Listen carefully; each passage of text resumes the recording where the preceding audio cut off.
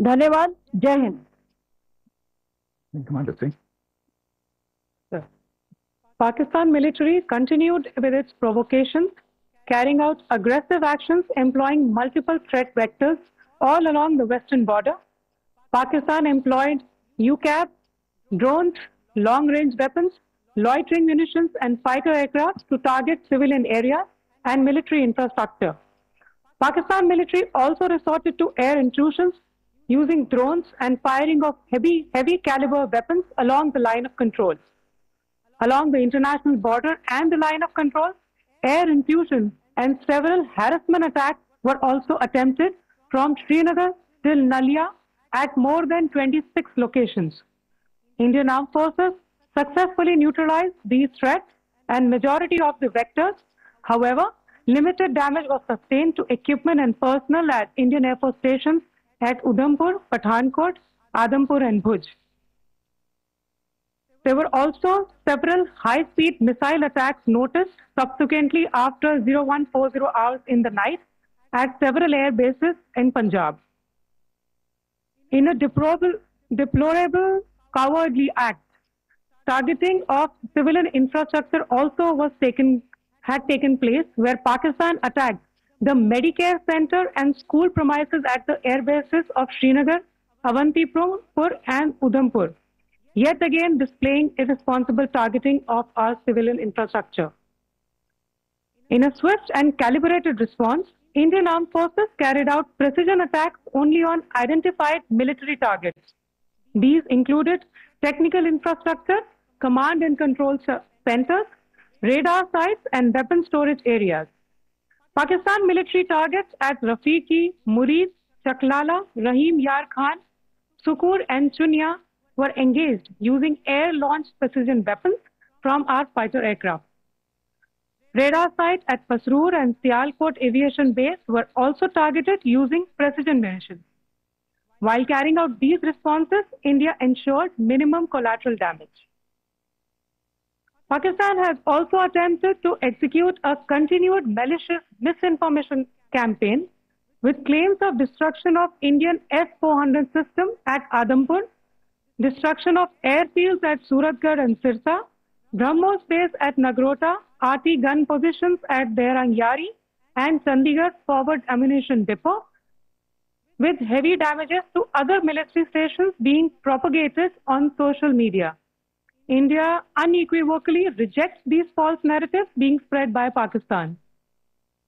Along the line of control also, Pakistan has attempted multiple air intrusions using drones and conducted shelling using heavy caliber RT guns, targeting civilian infrastructure and killing some civilians. Heavy exchange of artillery mortars and small arms fire in Kupwara, Baramulla, Poonch, Rajouri and Aknoor sectors continued. Indian Army has responded effectively and proportionately, causing extensive damage to Pakistan Army. Pak military has been observed to be moving their troops into forward areas, indicating offensive intent to further escalate the situation. Indian Armed Forces remain in a high state of operational readiness.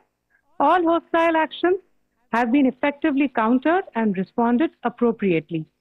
Indian Armed Forces reiterate their commitment to non-escalation, provided it is reciprocated by the Pakistan military. At the end, I would also like to show you a few images of Air Force bases in the Punjab sector and Rajasthan sector, where it is mighty clear that we are debunking the Pakistani claims of causing destruction at these air bases. You can yourself see the normalcy and these air force stations. This is Sirsa, Suratgarh. The runways are intact.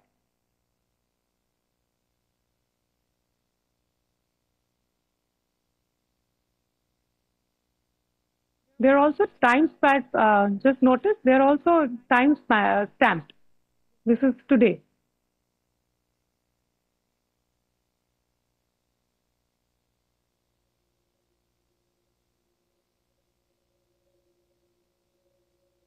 Yes. Thank you very much. Thank you. Thank you, Colonel Qureshi. Thank you, Wing Commander Singh. I just have a few points to make in closing. First of all, as you have seen, Pakistani claims about activities that they have undertaken continue to be heavy on lies, misinformation, and propaganda. And on top of that, this is peddled by Pakistani state agencies. The claims that they have made about attacking and destroying various places, various military installations and facilities, as has been pointed out by my colleagues here this morning, are completely false.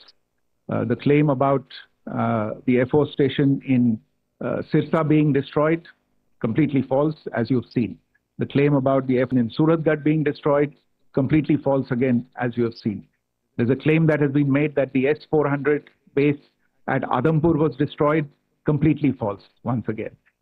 Claims have been made about large sections of Indian critical infrastructure, power systems, cyber systems, etc., being attacked and destroyed, completely false.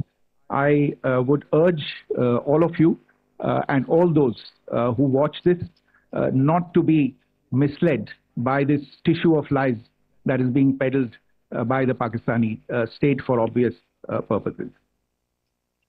The second point that I wanted to emphasize is that Pakistan continues with its execrable and wanton campaign of targeting civilians and civilian infrastructure, especially in the states of Jammu and Kashmir and Punjab.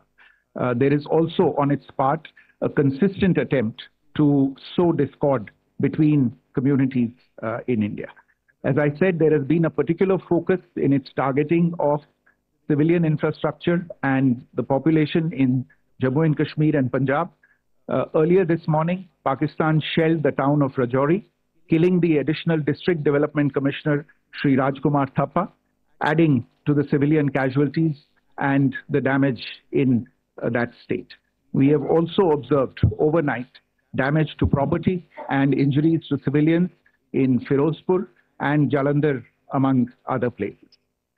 Finally, as I said, Pakistani officials also continue to make ludicrous claims about India firing missiles towards Sri Amritsar Sahib. As I said, these lame attempts to divide India are doomed to failure.